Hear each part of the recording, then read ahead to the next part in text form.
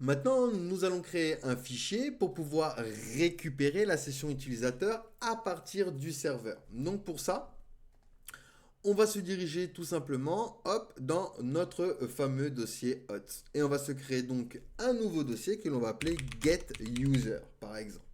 Et donc à l'intérieur, on va se faire un fichier que l'on va appeler user.tsx.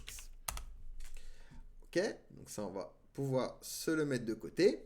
Donc ici, on va importer déjà tout ce qu'on a besoin. On va avoir besoin de get server session. Donc ça vient de from next-hot. On va avoir besoin de nos options. Donc hot option. Donc from. Et on va donc aller chercher en remontant dans lib hot option.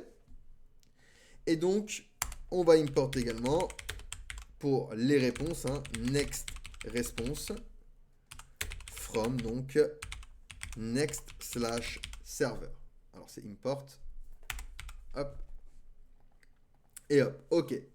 Donc maintenant on va venir export une async function, donc une fonction asynchrone, ça va être une fonction qui va être exécutée de manière différée dans le temps, et nous allons utiliser donc get.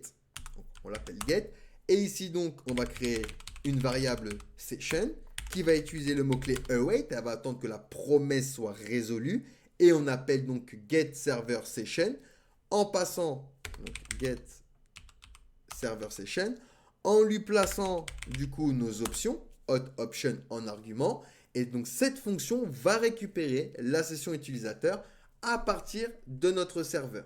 Ensuite, on va lui dire tout simplement que if, si j'ai le contraire de session, donc ça veut dire que tu vas me return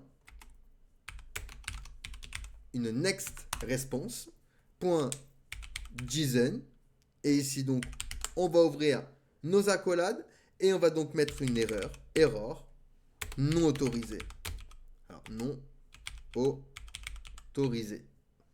Avec un statut, on va venir préciser le statut, donc le statut 400 qui est le statut non autorisé. Donc si l'utilisateur n'est pas autorisé, on renvoie une réponse JSON avec un message d'erreur non autorisé et un code d'état 400, donc bad request, à l'aide donc de nextResponse.json. Sinon,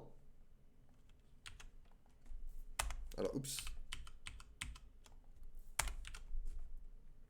sinon, bah, tu me return quand même une réponse, donc success, il n'y a pas d'erreur.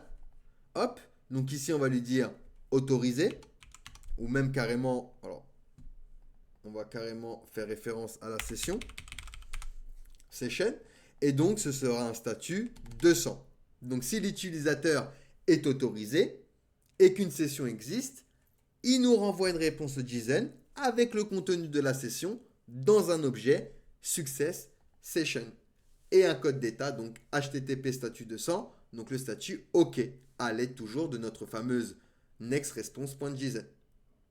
Donc voilà pour le fameux fichier afin de récupérer donc la session utilisateur à partir de notre serveur. Allez, posez-moi des questions si vous en avez, sinon nous allons pouvoir passer du coup à la suite.